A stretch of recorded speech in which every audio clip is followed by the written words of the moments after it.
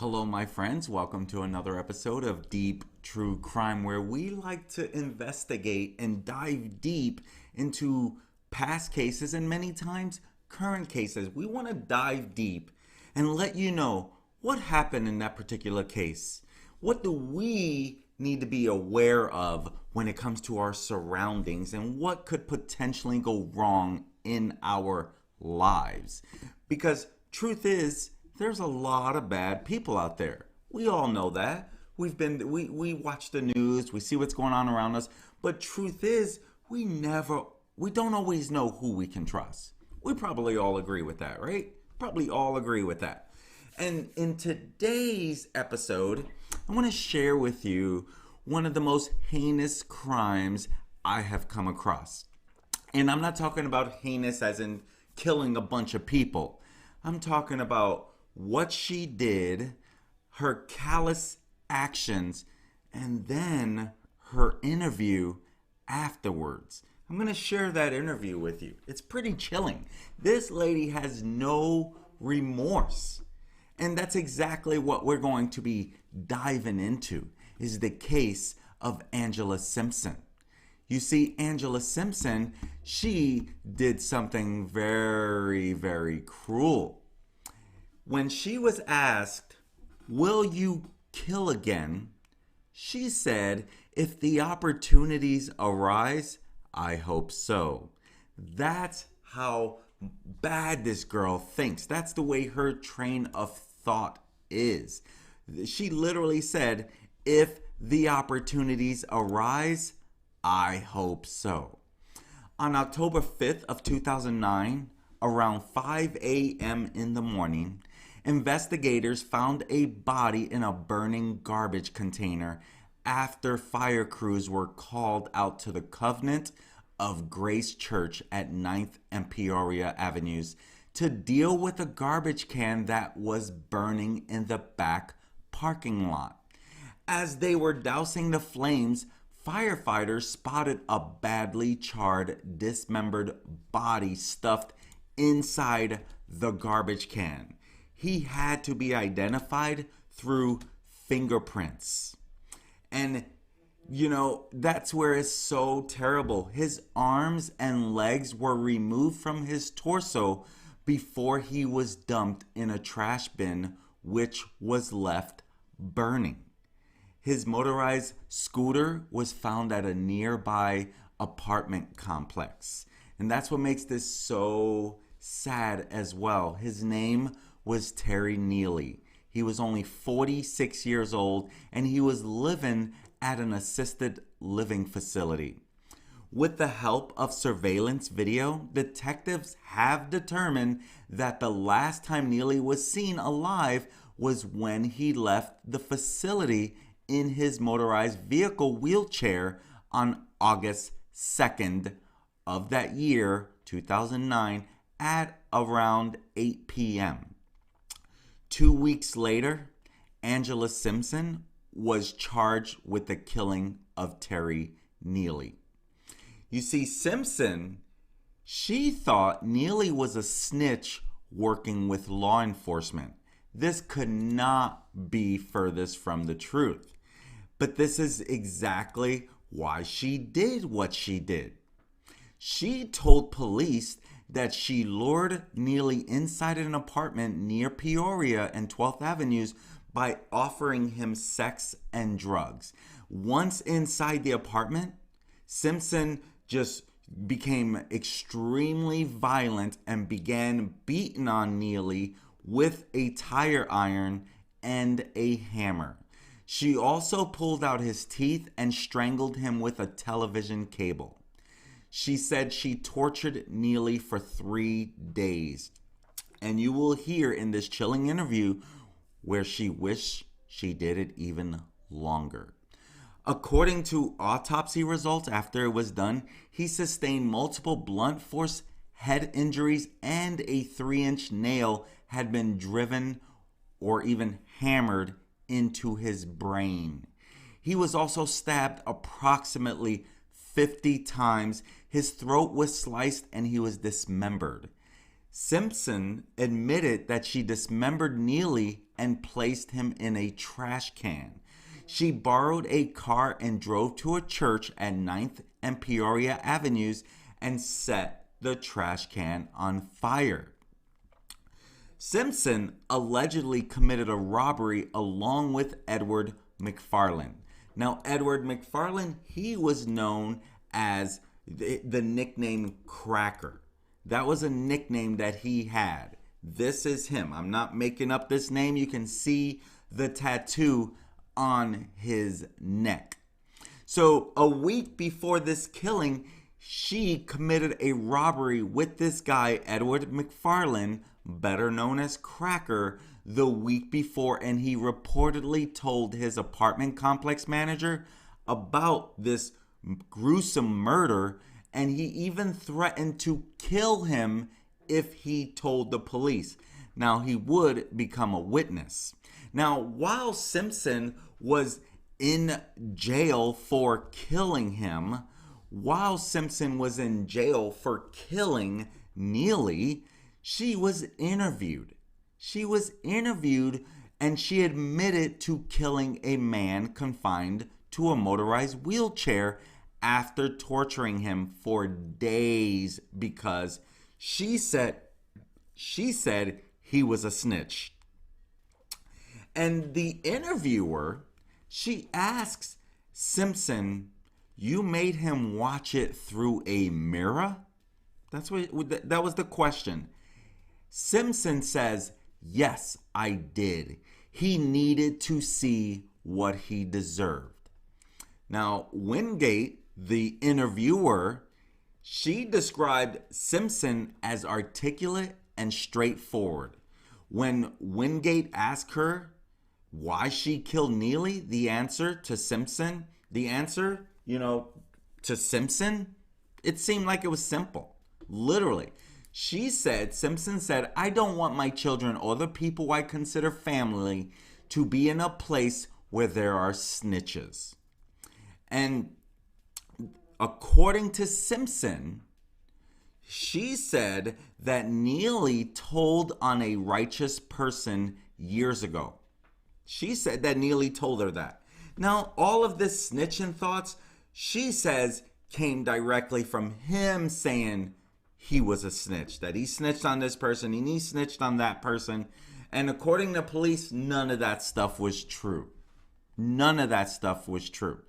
In the interview, she said, "I beat him to death, I killed him and cut him up."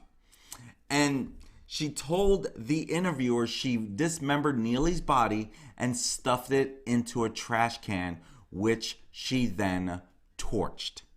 And she said, "I believe informants and child molesters should be killed, period." Those were her exact words. And Simpson, she said she was kind of relieved that the police arrested her. She said that she takes medication and might be considered mentally ill, but there's really not much proof to this.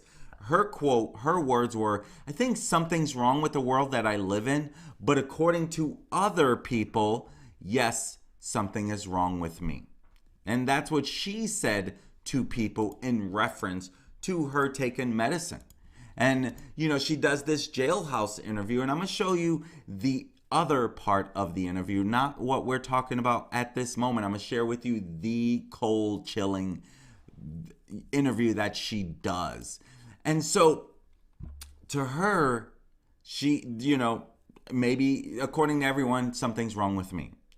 And when she was asked if she felt guilty for what she did, her reply was, "Guilty for ridding the world of a snitch? No, I don't feel guilty." That was her answer to the interviewer.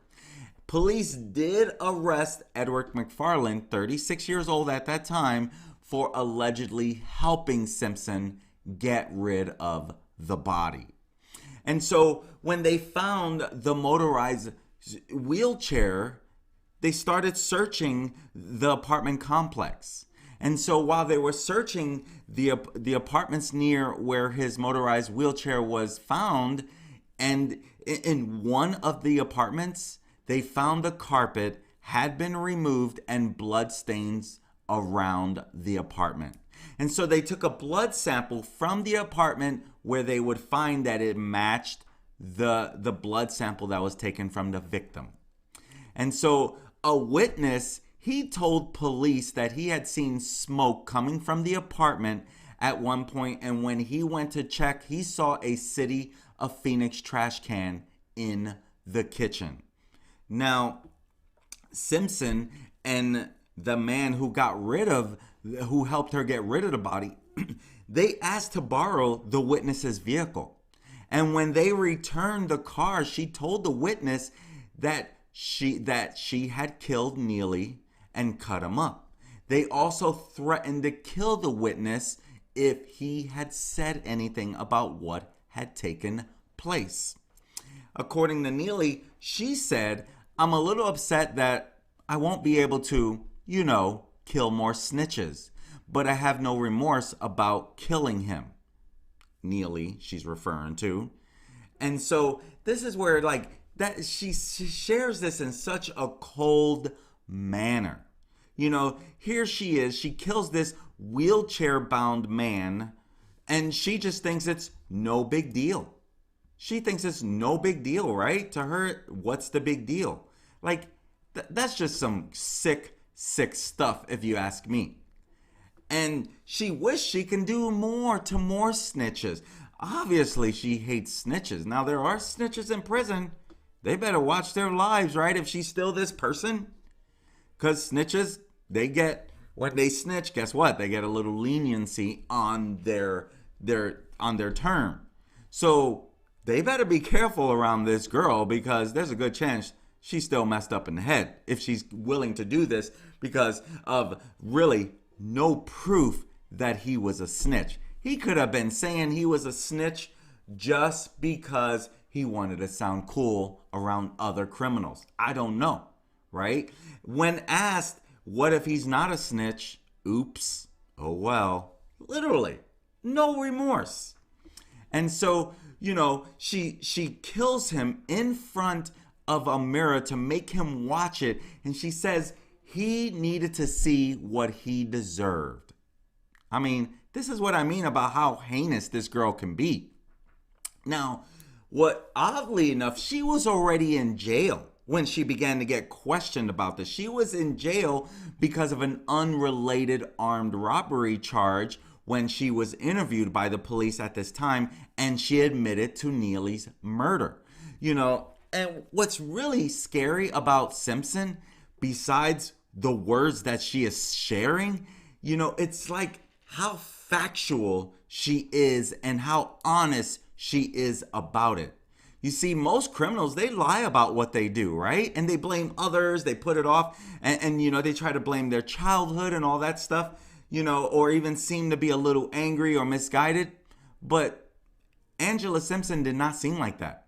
She was honest and forthcoming and says what she means and means what she says.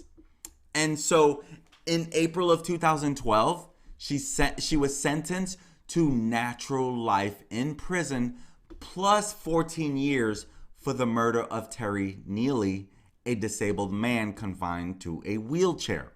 I mean, now the additional 14 years, why not just for the rest of her life? She was given those additional 14 years for convictions of abandonment of a body and kidnapping. And so during a prison interview, and this is where I'll be sharing this interview here in a minute, after her sentences, when she's asked if she had any regrets, she replied that she only regretted she did not make the torture last longer. Her answer when asked if she was remorseful was not at all. Why would I be? And in reference to longer, she said she wished she tortured him for a week, not just 3 days. She wished she kept him for a week and tortured him for a week. And so, I mean, and again, no proof that he was even a snitch. Even if he was a snitch, does he deserve to be killed? Probably depends on who you ask. I don't think he deserves to be killed. And so, she believes snitching to her. Yep, snitches get stitches. We've all heard that, right? And so She does not, in her mind, she does not want her children and her family to live in a world with snitches. And even when they ask about her children in an interview, she doesn't want to talk about her children. Simpson also added that she thinks all pedophiles should be killed. I'm not God, so I'm not going to play God, but pedophiles definitely need to be dealt with behind bars. And when I say dealt with, they need to just spend their time behind bars. Because to me, the prison system that's bad enough. You know, being killed, you know, that's for God to decide. That's not for me to decide. You know, I don't know. I don't know how I feel about killing people. I just feel like us as humans are not supposed to, but yet we have war, we have all this stuff. I get all that. But, you know, at first, she said that she had more victims. In the second interview, she says, no, I didn't have any more victims. I actually believe that was her only victim. But how heinous this was is like, you had some buildup or something. But she says that, you know, in her second interview, she did retract that statement that Neely is her first victim. And so she does say she wished she killed more people before she was caught. So she's honest with that part as well. You know, today, since her arrest, she's reportedly converted to Islam and somehow found a person willing to marry her. She still remains behind bars. I am not surprised that she can find someone to marry her. I mean, all these men that are in prison, they find people to marry them. So I am not surprised at all. But let's take a look at this interview and then we will discuss it a little further. This interview is pretty chilling. Angela, I've seen previous interviews and I've with the police, and one of our colleagues talked to you once upon a time. You're very upfront. Pretty much. About talking about this killing. Right. You murdered this man. Yes. You tortured him. Of course. There is no ambiguity, and there is nothing you want to... In court today, you said you're not here to pretend to be remorseful. Of course not. Why would I do that? Are you remorseful? Not at all. Why? Why would I be? Well, why did this man deserve to die? You claimed he was a snitch. Well, what proof do you have of that? He told me he was a snitch. He told you. On many occasions. But that really doesn't matter. Why did you guys want to kill me? Phoenix wanted to kill me. What's the difference? Everybody has a reason to kill. My reason might not be good to you, but your reason wasn't good to me. So. The incident, can you tell me anything about what happened during those 3 days while you were... What do you mean? I don't know. I took him to my house, walked him down the street. I don't know why the media acts like the motherfucker couldn't walk. He walked very well. Walked him upstairs, kicked his ass, and killed him. And again, your belief is that he was a snitch because he right. told you. You claimed that other people had been killed in that same part. You had killed other people. Have you killed other people? No, I've never killed anyone else. So that was something, just talk. Right. How do you feel about spending the rest of your life in prison? You know, I got a lot of family in prison, and I'm okay with that. I'm okay with that. Yeah. I got many sisters in prison. I can't wait to see them.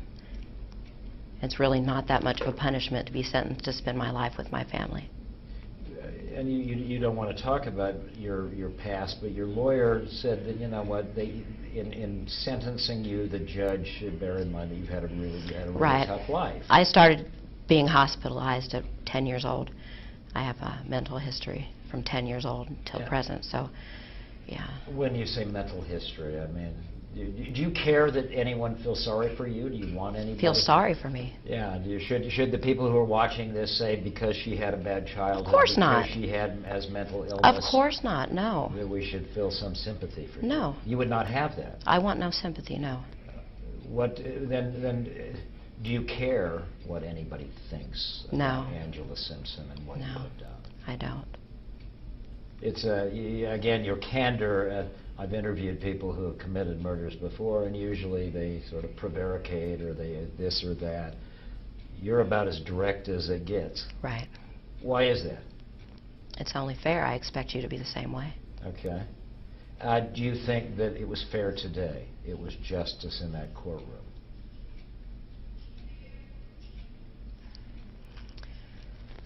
No, I don't. Why? I should have gotten the death penalty. Did you want the death penalty? No, I prefer to spend my life with my sisters, but yeah, I do believe that would have been justice. So you deserve death penalty, but you're glad that you got what you got. Right. Because you... Right. When you say your sisters, you're talking about women you know in prison. Right.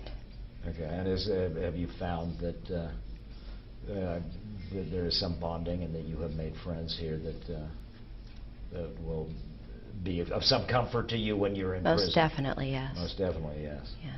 What has the experience been like here in this facility? Horrible. Really? Yes, it's terrible. Jail is awful. They don't, they have no, well, they have no compassion. They don't give us the things we need here. Will prison to your understanding? I certainly hope so, yes. yeah. Have you done time in prison? No. So you're hoping that it will be a better existence? Yes, for you, yeah? definitely. You're a young woman, 36 years old. You could be there a long time. Right. Right. But your belief is that you deserve the death penalty. Definitely. Well, I believe God. That's what God says. Unless God is wrong, which I doubt, so. And would God has told you that, or you just believe that? I believe eye that. for an eye? Right. Right. I expected to die for this. What insights can you give us to you? What would you have anyone who may hear this interview know about you? There's really nothing. People are going to believe what they want to believe. Judge the way they want to judge, just like I do, so. Yeah. So be it. Why did you feel like you were in a position to be the judge and jury in Terry Neely's life? I'm not sure. I mean, I'm really not trying to get Right. you angry, but I want to see, you say, I killed this guy, he deserved to Right. die, blah, blah, blah. I mean, it's there, you're up Right. front. I want to know if you have any concerns about what put you in that position to do that to them. It was just too much. The things he talked about, it was too much. Do you believe him? I mean, lots of people go around claiming I'm a snitch or make themselves... Really, you don't say. Well, I think they talk about law. I know people coming. I've got associations with law enforcement. You know, I've got this. I'm a friend with this. Do you happen to have a list of those people? They name drop. Well, maybe in the circle, but you know what I'm saying. Right. People say lots of things to make themselves sort of look. Well, he picked the wrong nigger to say that to, if he wanted to brag about putting so many people in prison. You picked the wrong person. And that's what did it to him. That's why you. What, the bragging? The bragging Oh, yeah. about putting people in prison. Right. People you knew. No, But I don't know any of them. Okay. Do you believe him? Do you think he really was a snitch? Oops, if he wasn't. Yes, I believe he was. Yeah. Do you have family? I do. From an adopted family, or I have 4 children. You have 4 children. I do have 4 children. Where are they? El Mirage. What is how they doing, and how is it for you to be separated from them? I don't want to talk about my children. I can't do that. Yeah. Is there a message for what? Is there a bottom line or a lesson to be learned from the story of Angela Simpson? There's a bottom line to everything. But What is the bottom line to this story? Whatever people want it to be. If it doesn't matter what I say. I don't know. Insights that you don't regret killing this guy.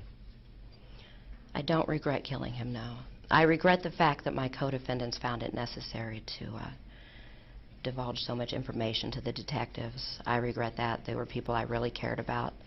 And I regret that they were near me or around me at any point. And then helped prosecutors.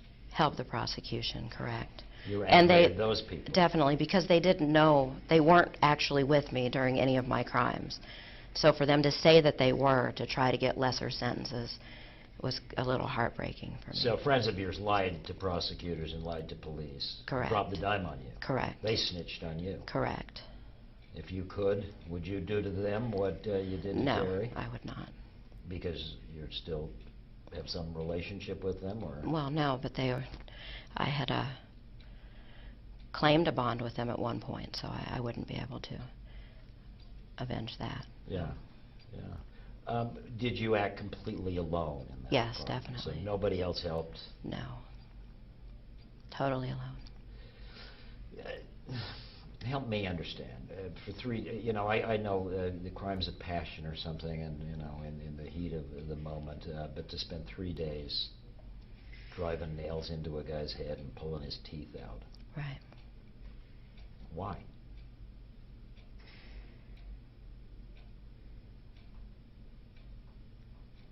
I found it necessary. Did you find it pleasurable or exciting, or was this just necessary?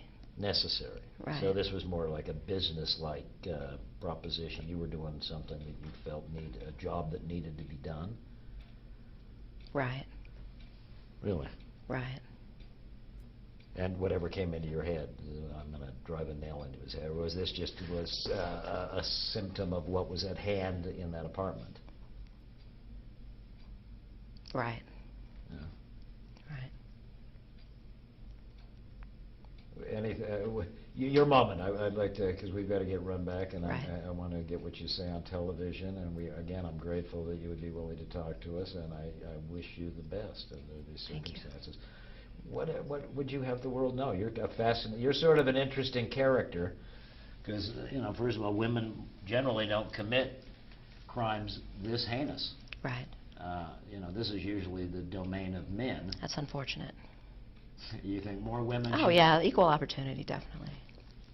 And I know you're being sort of a smart aleck to me. Slightly sarcastic. But yeah, but seriously, I mean, in some ways, I've been covering murder and mayhem and covered serial killers to petty shoot-'em-ups, and you don't meet many women who commit the kind of calculated, long-term murder that you committed with this guy.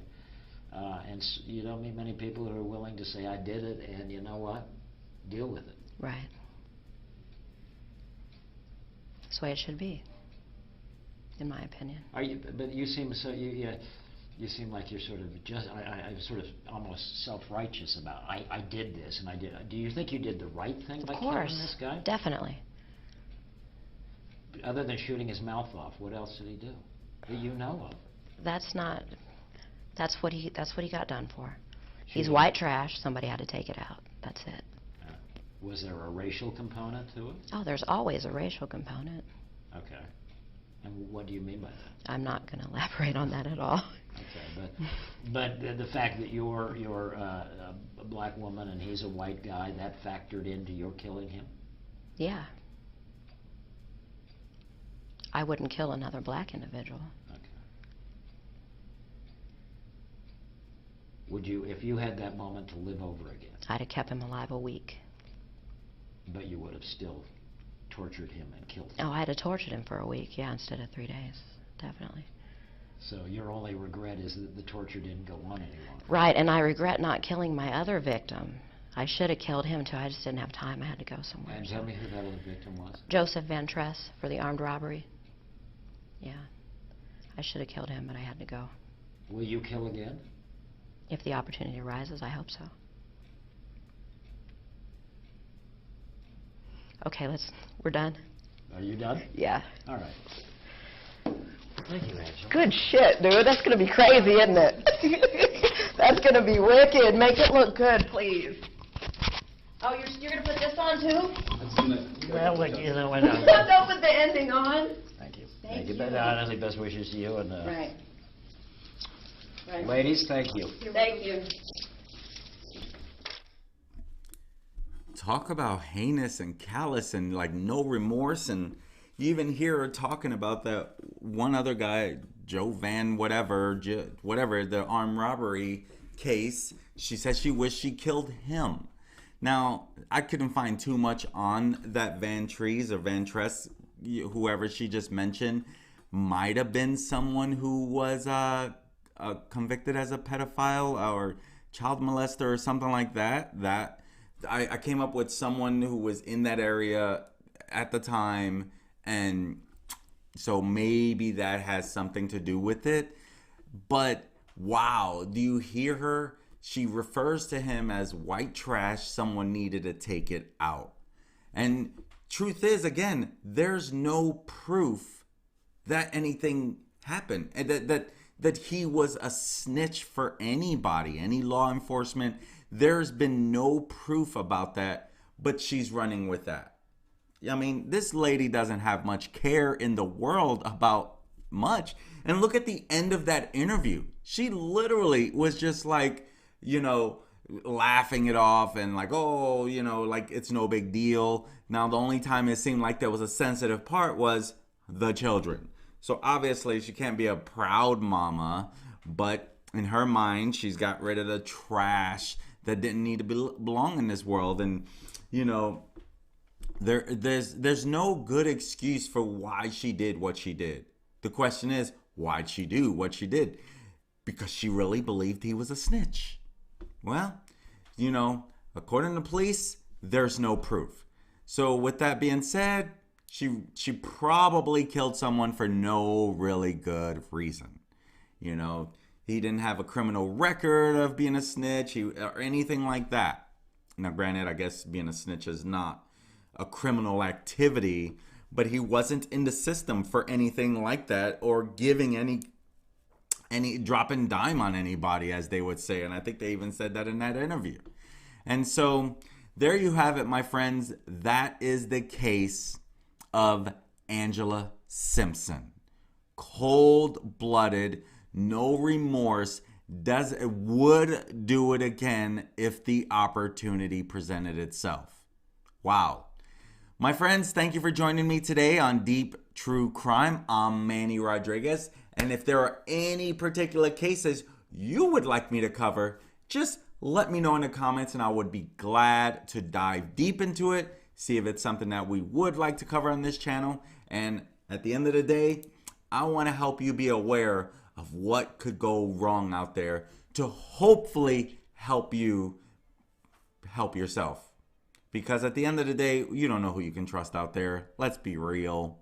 Let's be real.